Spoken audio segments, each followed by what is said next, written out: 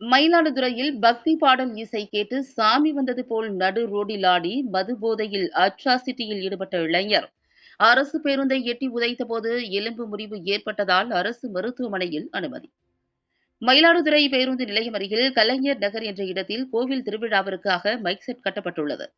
இதில் ஒளிபரப்பப்பட்ட பக்தி பாடலுக்கு அப்பகுதியைச் சேர்ந்த இளைஞர் ஒருவர் சாமி வந்தது போல் நடு ரோடில் ஆடி வாகன ஓட்டிகளை அச்சுறுத்தலுக்கு உள்ளாக்கினார்.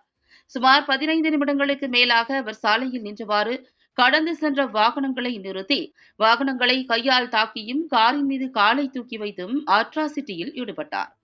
குடிபோதை ஆசாமியின் செயலை பலர் பல்லை கடித்தவாறு பொறுத்துக் கொண்டு கடந்து சென்றனர்.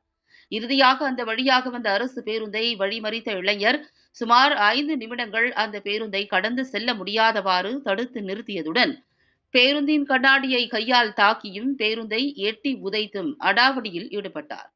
பேருந்து ஓட்டுநரும் செய்வதறியாது அதே இடத்தில் பேருந்தை நிறுத்தியிருந்தார்.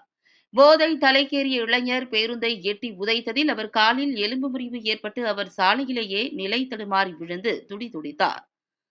இந்த சம்பவத்தை வேடிக்கை பார்த்தவர்களில் ஒருவர் அதனை வீடியோவாக எடுத்து சமூக வலைதளத்தில் பகிர்ந்துள்ளார்.